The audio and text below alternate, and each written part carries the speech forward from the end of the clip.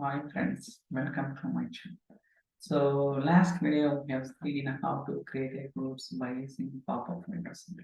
So here, it's kind of login screen. For example, if you are working on any apps and all, basically we need to give the username password. So based on the user and password, if it is correct, then only we can move for the screens. Like we can do some kind of any kind of internet banking, whatever it is. Okay. So same thing I'm trying to implement, but only single screen, only not going to too much screens. I'm just trying to introduce the basic functionality how to do it. Okay. So here we can see like this is a container. Within the container I'm just giving two text input controls and two icons, one button control. So basically if you notice, this is the login screen. Here we need to give the username password.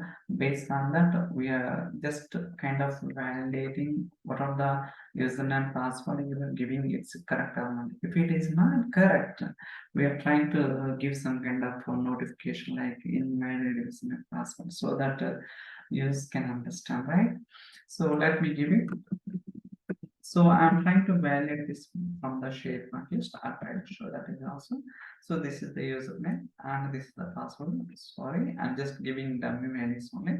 Just click on login. See, now everything is correct means we can move to the some kind of screen by clicking on login. So in case if I did not give the proper username password, for example, okay, let me show. Now you can see invalid username and password. So that we can understand, okay, so what are the username and password given, it's on, we need to re-enter some kind of like a message, right? So I'll show you what kind of logic. It's very simple. Like basically, this is container. Okay, you can see right within the container. I'm trying to take all the input controls, whatever it is required. For example, text label, button controls, and the text input controls, and icons, some kind of text message, right? So even so, for example, I'll try to show this one. I'm just checking from the SharePoint list.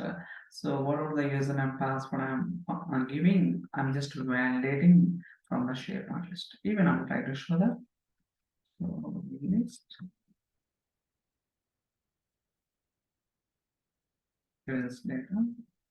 Just simple only, not complicated. See, basically this is the username, this is the password. Okay.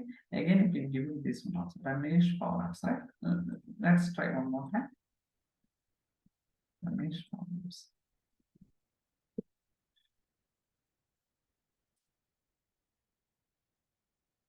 That's okay, it's correct. It means it's working fine.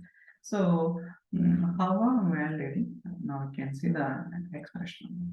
So I'm just using set variable. So basically we know right, set function, we can store record, we can store single value like different data types, whether it is boolean, string, number, whatever it is. Okay. So I'm just using the lookup function. So I'm passing SharePoint list name. Here username is equal to, username is the column in the SharePoint list. Whatever we are passing from the text, I'm trying to capture and also password. But here one thing might you get a doubt why I'm using trim is basically here if you notice the text will be a little bit far away from the beginning of the text input control. Now you can see the padding also. See, left side of what is the padding? 40. But remaining width height bottom 5. But if I did not trim the this text input control, will not get the proper validation. You will not get it also because I tried like that. So finally I realized that something mistake in that. I just corrected it. Okay. So here also same thing. So that look and feel also it looks good. If we just move the text from this icon, and finally I'm just getting the ID. You can get anything. So based on that I'm trying to validate, okay, whether it is correct or not. So here I'm just setting one variable, so where reset data, because I want to reset all the text input controls based on the login button. And here we can see one text what do you call label, right? Let me show you.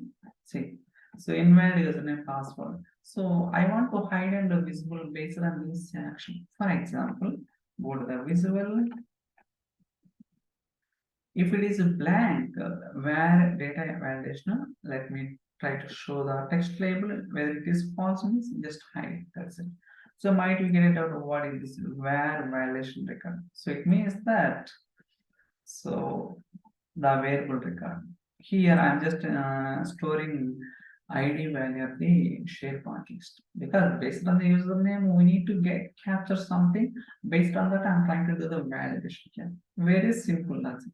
So everything basic functionality only. I'm not doing much more that just functions and properties only. That's remaining stuff very easy. So likewise we can build effective apps on that. Okay. Yeah, so